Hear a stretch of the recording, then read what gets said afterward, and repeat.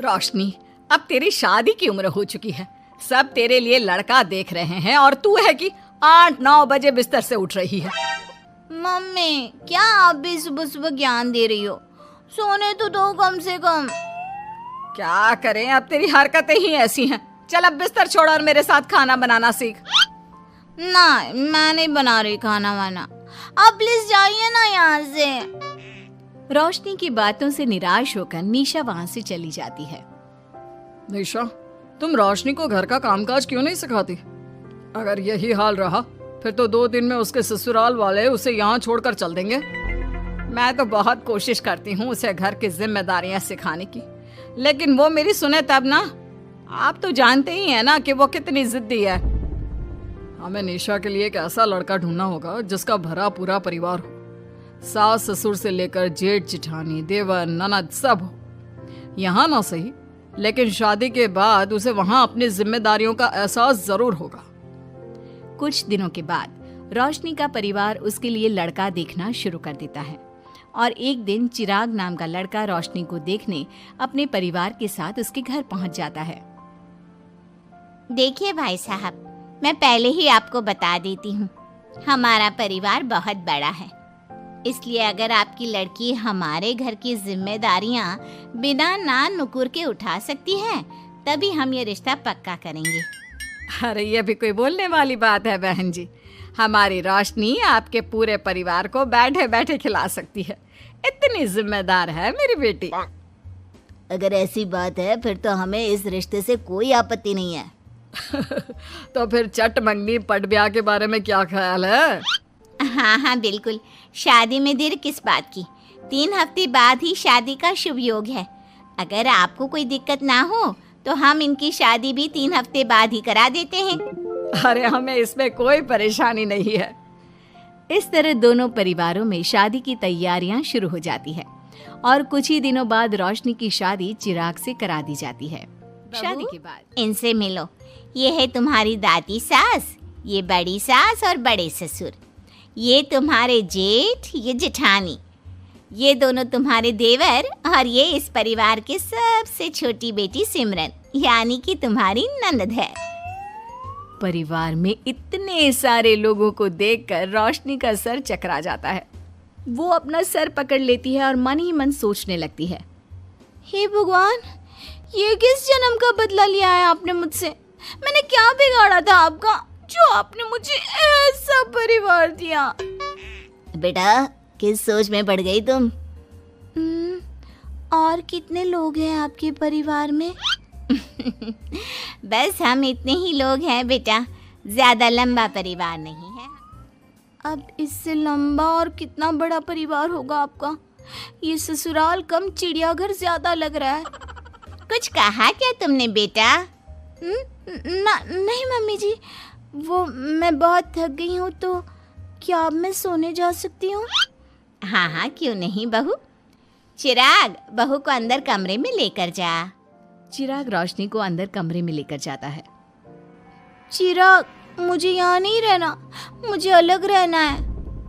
ये तुम क्या बोल रही हो रोशनी? अभी तो आई हो तुम और अभी अलग होने की बात कर रही हो।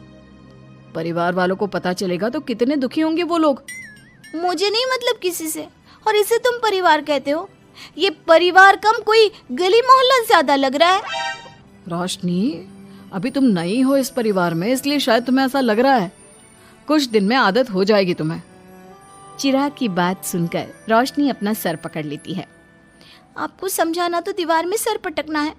मैं सो रही हूँ, लाइट ऑफ मत करना, मुझे अंधेरे में नींद नहीं आती। इतना बोलकर रोशनी बिस्तर पर लेट जाती है। रोशनी को देखकर चिराग का मुंह खुला का खुला रह जाता है। वो भी पैर पटकते हुए बिस्तर के दूसरे कोने में अपना मुंह मोड़कर सो जाता है। अगले दिन, देवरानी जी, आप उठ भी जाइए, सुबह के 6 बज चुके हैं। सोने दो ना मम्मी, क्यों परेशान कर रही हो? देवरानी जी, मैं आपकी मम्मी नहीं जेठानी हूँ। सुबह सुबह क्या मजाक है? इतना कहकर रोशनी अपनी आंखें मसलते हुए उठती है और अपनी जेठानी को देखकर चौंक जाती है। दीदी, आप यहाँ? पिछले 1 घंटे से तुम्हें उठा रही हूँ, लेकिन तुम हो कि अब उठ रही हो? लेकिन अभी तो सिर्फ 6 बज रहे हैं। आपने मुझे उठाया क्यों? वो इसलिए क्योंकि आज तुम्हारे इस घर में पहली रसोई है, तो खाना आज तुम्हें ही बनाना होगा ना। क्या? मुझे पूरे मोहल्ले के लिए खाना बनाना पड़ेगा? नहीं रोशनी, तुम्हें पूरे मोहल्ले के लिए नहीं, सिर्फ परिवार के लोगों के लिए ही खाना बनाना है। आपका परिवार किसी मोहल्ले से कम है क्या? कुछ कहा क्या तुमने? हाँ नहीं दीदी, आप चलिए, मैं अभी फ्रेश होकर आती हूँ। आरती वहां से चली जाती है, जिसकी थोड़ी देर बाद रोशनी मजबूरी में सबके लिए खाना बनाने लगती है। पूरे 2 घंटे मेहनत करने के बाद उसका खाना बनकर तैयार होता है। वाह बहू, खाना तो बड़ा स्वाद बना है। सच में बहू, तुमने भले ही बहुत देर लगाई खाना बनाने में, लेकिन खाना बहुत स्वादिष्ट बना है। आपके हाथों में तो जादू है देवरानी जी। मैं तो कहती हूँ अब से रोज आप ही खाना बनाया कीजिए। क्यों मम्मी जी? ठीक कहा तुमने। रोशनी, आज से रोज तुम ही खाना बनाना। ये सुनकर रोशनी चौंक जाती है। खाना खाने के बाद सभी लोग रोशनी को शगुन का नेक देते हैं और फिर अपने अपने रूम में चले जाते हैं। क्या यार रोशनी, इतना टेस्टी खाना बनाना जरूरी था क्या? अब फंस गई ना तू। ये सब माँ पापा की वजह से हो रहा है, उनके कारण मुझे ये सब झेलना पड़ रहा है। रोशनी गुस्से में अपने रूम में जाती है और अपनी माँ को फोन मिलाती है। मम्मी, मैं आपको कभी माफ नहीं करूंगी। आपने जानबूझकर मुझे इतने बड़े परिवार में भेजा है, जहाँ मुझे सांस लेने की भी फुर्सत नहीं है। हमने ये सब इसलिए किया ताकि तू अपनी जिम्मेदारियां निभाना सीखे। अब मायके की तरह ससुराल में भी अपनी जिम्मेदारियों से मुंह मत मोड़ लेना। मुझे नहीं रहना माँ यहाँ। इस घर में जितने लोग हैं उतने तो हमारे गली मोहल्ले में भी नहीं थे। माँ, मैं आपसे आपकी सारी बातें मानूंगी, पर प्लीज मुझे यहाँ से ले जाइए। बिल्कुल नहीं, अब से वही तेरा सब कुछ है। वहां से भागने के बजाय पूरी करना सीख, इससे हमें भी थोड़ी खुशी मिल जाएगी। माँ की बातों से निराश होकर रोशनी फोन काट देती है, जिसके बाद उसकी नजर नेक में मिले पैसों पर पड़ती है और वो फटाफट से बिस्तर पर बैठकर पैसे गिनना शुरू कर देती है। अरे वाह, ये तो पूरे 25,000 रुपए हैं। किसी ने भी 5100 से कम का नेक नहीं दिया। चलो अच्छा है, कुछ तो फायदा हुआ इतने बड़े परिवार में शादी करने का। अब इन सब पैसों से मैं अकेले शॉपिंग करूंगी, बहुत मजा आएगा। शॉपिंग के बारे में सोच सोच कर ही रोशनी अपने बिस्तर पर कूदने लगती है। उसे बिस्तर पर कूदता देख सभी लोग चौंक जाते हैं। भाभी, आप ऐसे क्यों उछल रही हो? छोटी बच्ची हो क्या? अपनी ननद की बात सुनकर रोशनी का मुंह खुला का खुला रह जाता है।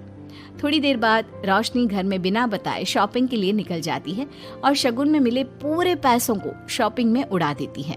शाम में, देवरानी जी, कहाँ गई थी आप? जानते हैं सब आपके लिए कितना परेशान हो गए थे। कम से कम आपको बताकर तो जाना चाहिए था ना। सॉरी दीदी, मैं आप लोगों को बताना भूल गई। वैसे इतने सारे बैग किस चीज के हैं? तुम शॉपिंग करने गई थी क्या?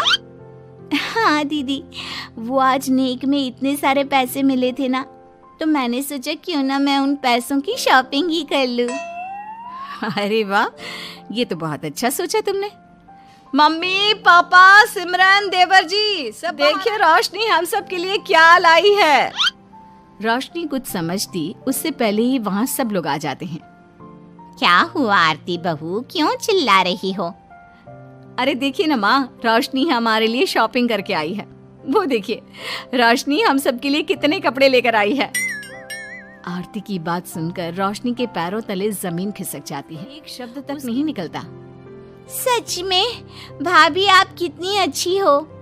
बेटा, हम सबके लिए तुझे खरीदारी करने की क्या जरूरत थी? अभी तेरी नई नई शादी हुई है, तुझे अपने लिए लेना चाहिए था ना। एक काम कर, ये सारे कपड़े तू ही रख ले, किसी को कुछ देने की जरूरत नहीं है। चलो, कोई तो समझदार है इस घर में। वाह भाभी, कितनी सुंदर ड्रेस है। ये शॉर्ट ड्रेस मुझे पता है आप मेरे लिए ही लाए होंगे, है ना? इसे मैं रख लेती हूँ। माँ, रोशनी इतने प्यार से सबके लिए कपड़े लेकर आई है, हमें मना नहीं करना चाहिए। तू सही बोल रही है बेटा, उसका मन रखने के लिए मैं ले लेती हूँ 1-2 साड़ियाँ। रोशनी झूठी मुस्कान लिए खड़े होकर सब देखती रहती है। देखते ही देखते उसके लाए सारे कपड़े घर वाले आपस में बांट लेते हैं और अब सिर्फ एक रुमाल को छोड़कर उसके पास कुछ नहीं बचता। अब ये रुमाल भी क्यों छोड़ा, इसे भी ले ही लेते।